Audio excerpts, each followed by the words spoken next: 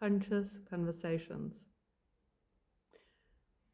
When one has conscious conversations with somebody that can be neutral, that can be just hold up a mirror, that can be a sounding board, that can be a sound of reason, that can give an unbiased perspective, just being present.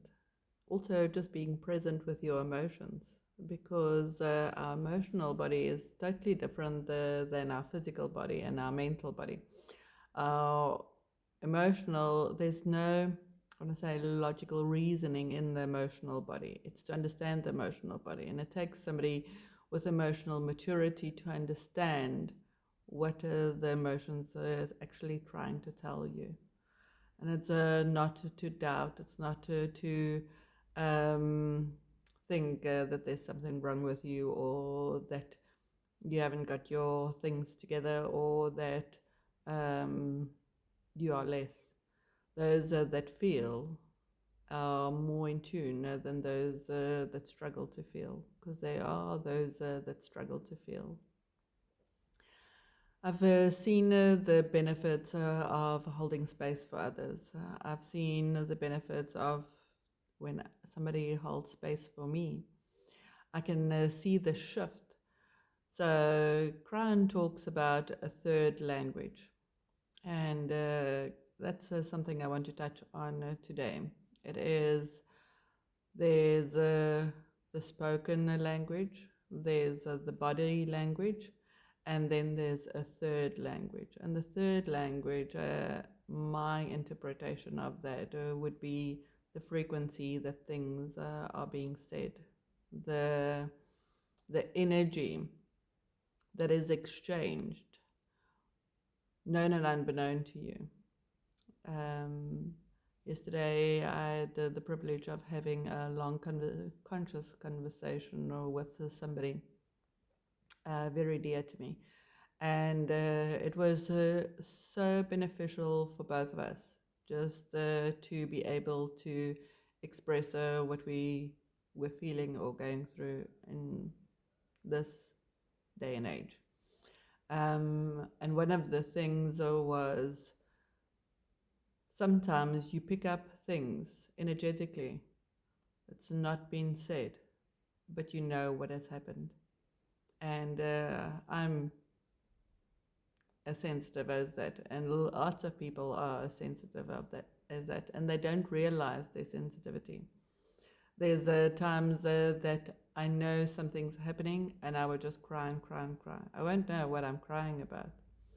But in time to come, I will realize, oh, that is what happened then, and that is why I cried, because I can always feel the energy, and the energy behind things, the energy behind words, the energy behind actions.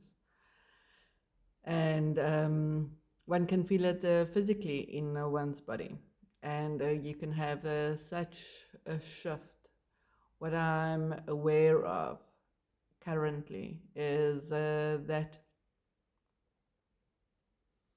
if the image that comes to me is like,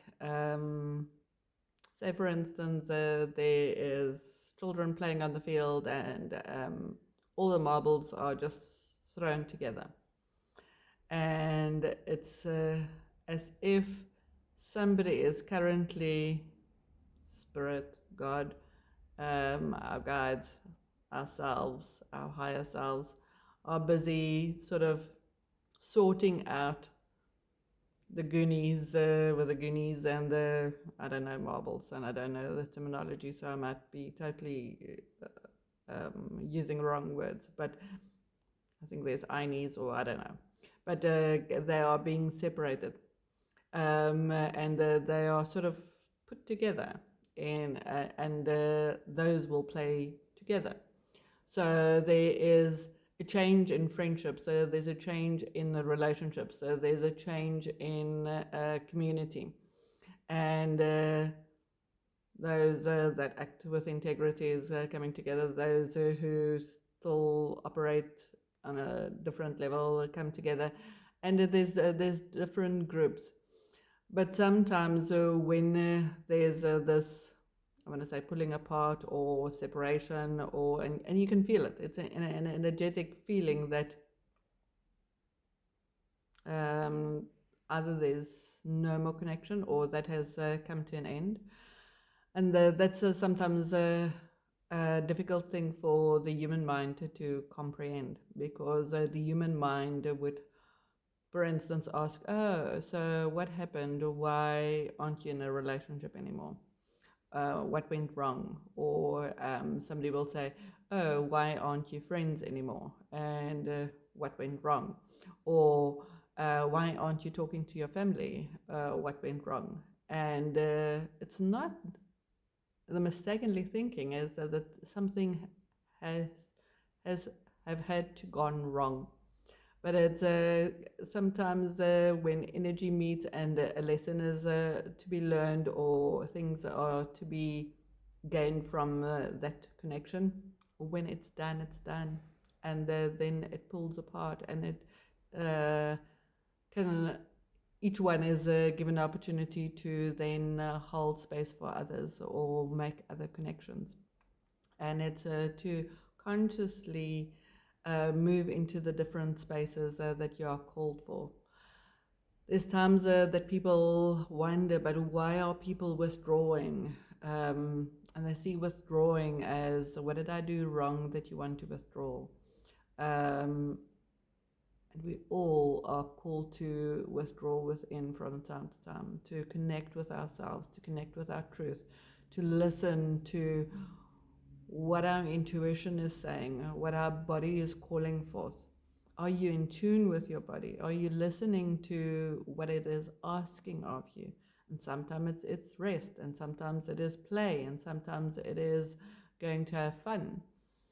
And when the more you're in tune and the more you navigate the new energies, the easier the flow is, and you flow into the next energies that are called for. But it is as if the various frequencies are magnetically being drawn towards one another. And the frequencies that are no more a match are sort of repelled from one another. And some people go through a mourning, thinking that there was a loss or whatever, and it's not always a loss. It's just a change of energy, and it's just to appreciate that sometimes when the two energies don't get along anymore, it's more about frequency than anything else. And I love this one guy's messages that he posts, a guy that I follow on Facebook, and I share his stuff all over, because everything that he says resonates so much to me. And he keeps on putting this information out. And yeah, it's for us to no longer, I want to say, pretend, no longer suffer in silence, or no longer turn a blind eye and pretend that it doesn't matter, or that it's okay, or uh, condone others' unconscious behaviors. At any stage, we can say, no, you know what, this is where I'm going to bow out, and it's okay. So if you need to have discussions with somebody that is unbiased, um, because you can't discuss the things that lays on your heart with others, know that I'm here for you. Have a beautiful day. Bye for now.